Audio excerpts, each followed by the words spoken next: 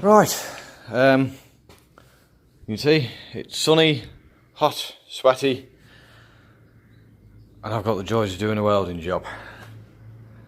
This is what we're doing. This is the bed off krone. It's a 9-foot krone mower. The mower's actually about 25-year-old. What's actually happened, you can see here, we've got a crack here on the bed. I did try and weld it up in situ, which gave us this lovely mess here. So what we've decided is we're using these plates. What the script seems to be, hold it there and weld it round those three edges. You see, that gives us a gap like that underneath. And my nice clamp over there onto here, force that back when it's been welded, when the front's been welded, and we end up with something along the lines of this. That's gone a bit bad there, unfortunately, but that one turned out quite nice. But yeah, basically I started at the far end and worked my way down. So by the time I get to the two that are desperate for doing, the theory's been perfected. So I could obviously, because of what this is and what that is, it's all got to be liquid tight. So yeah, that's where we're up to. Sweating quite well. Ovals around the waist while I'm doing what I need to do. Obviously we've got to come up for actual welding, otherwise, and trust me, this is from experience, you get some lovely sunburn that hurts for a good couple of days. So yeah, tip, if you do any welding, make sure you keep your arms covered. A nice welding mask. That was, seen some action now, but that was a Christmas present a couple of years ago from my wife. How many wives do you know that get their husband something like that for a Christmas present? Good girl she is. So yeah, that's the script. We'll get a sort of tacked in place and see where we're up to, and we'll have a go for it.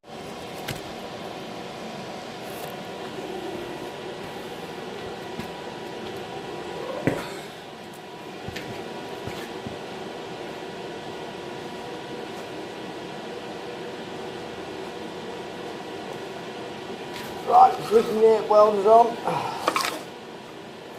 2.5 rods, what we're at, running at about 55-60 amps. Obviously don't want too much power, because last thing we want to do is make more holes in this.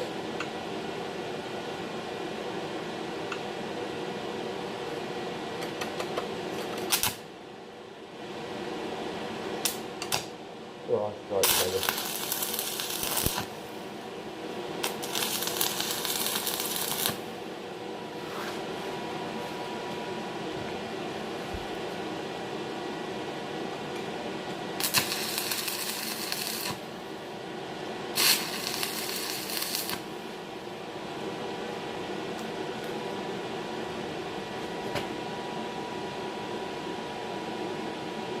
I'm going to have to cut a bit off this, just a bit wide.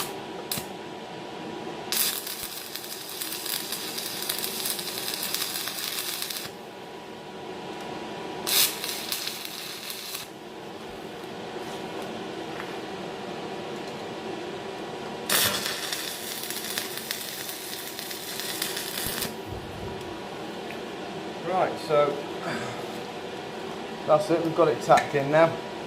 Gonna have to just bring the grinder in. As you can see, we're just a bit close there to try and get the rod in to get a good weld on there. So dress that up now, and then we'll get it stitched in.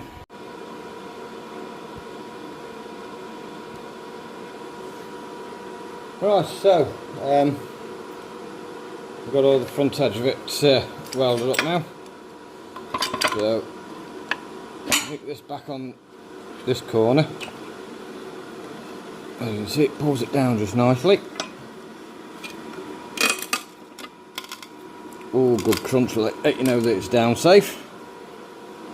Rod Come here, Rodney.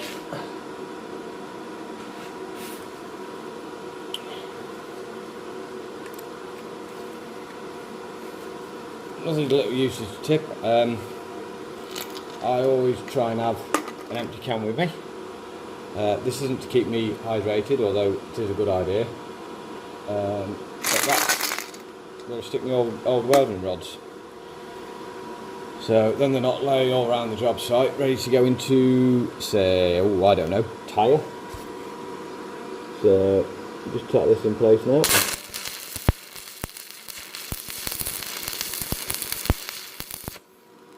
And again down here.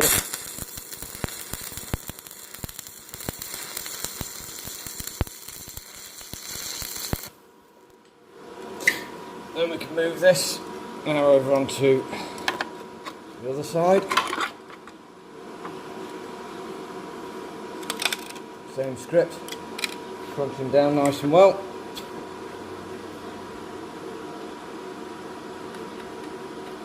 Might really want to strike. There we go.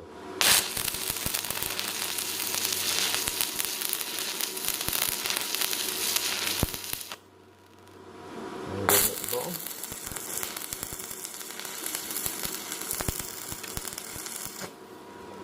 That's it now, tacked in place. It might just be a bit of gentle fettling with a large hammer, just to get it nice, sit nice and flush. But yeah, that's well on the way.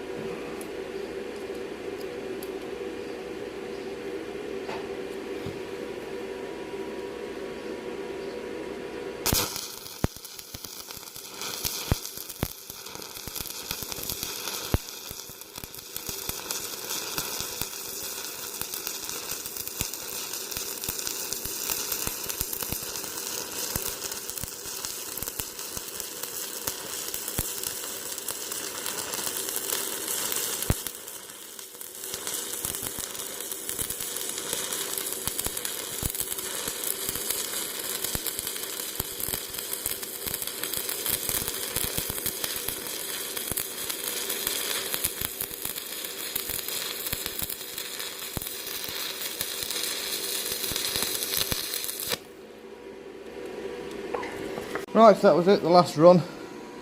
Left all the slag on this one. Where's my shoes? I've got, there it is. So we can see just how good a job I did.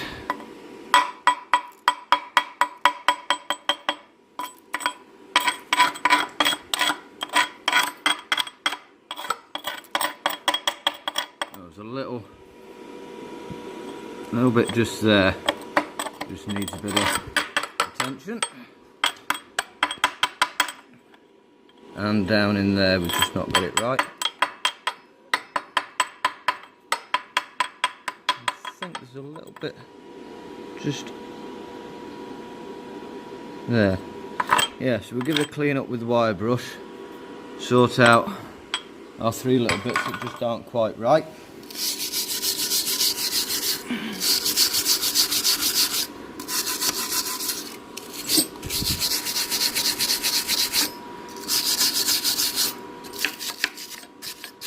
There's a bit just in there. It's going to take a bit of chipping out. So yeah, get them tacked. Then 1, 2, 3, 4 little bits. Just want to make to perfection. So that's it.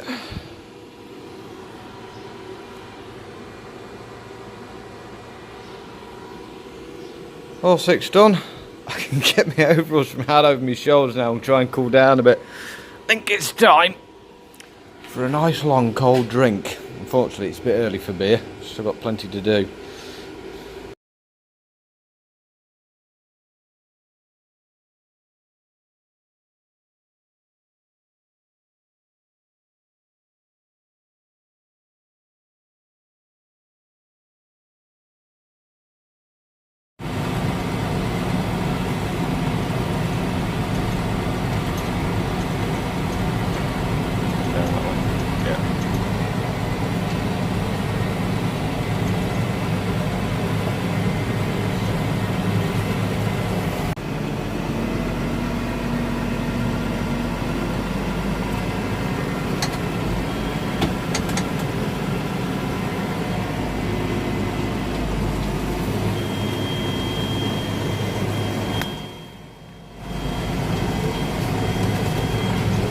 Right, so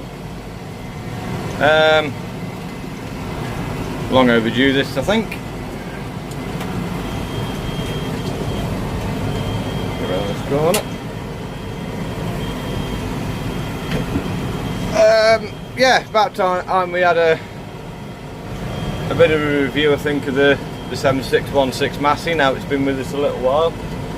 As you remember, it didn't drive quite how it should. So we might as well start with that point. The bottom line is, did the dealer stand by his word and sort out the missing and damaged parts? Well, unfortunately no.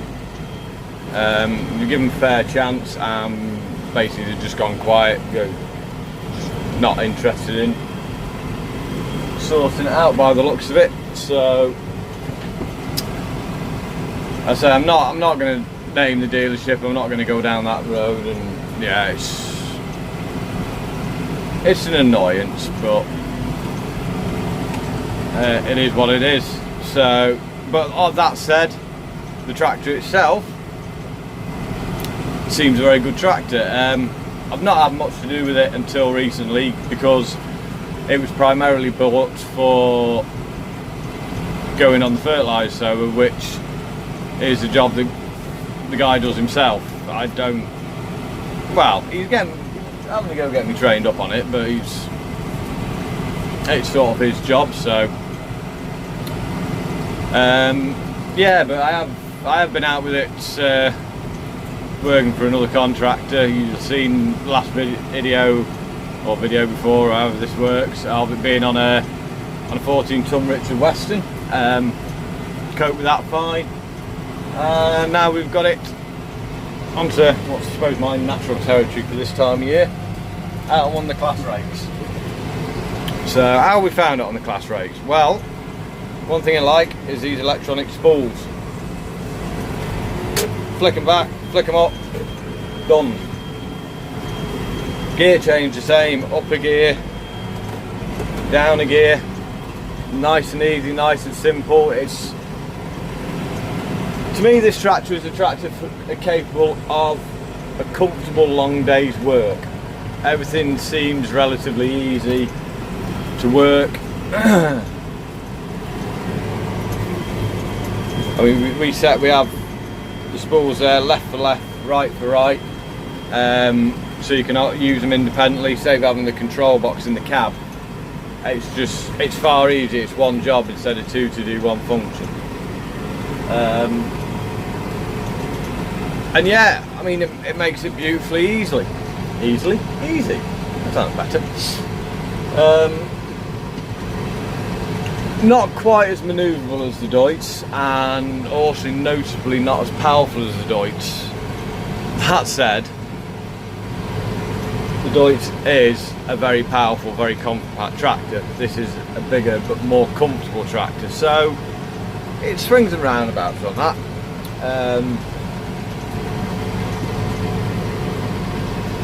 Yeah, I mean, he makes over the moon with it. He's loving the tractor, and I can see why. Yeah, he might not get this back, you know.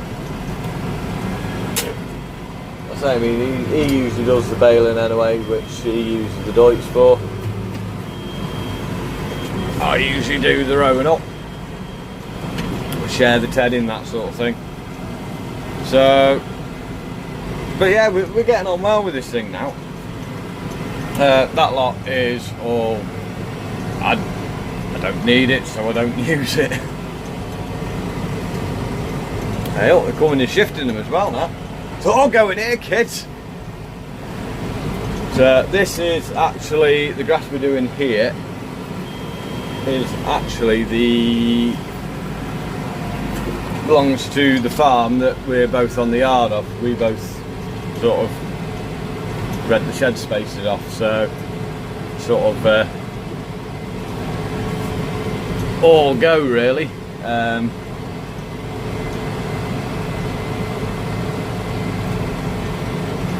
Yeah.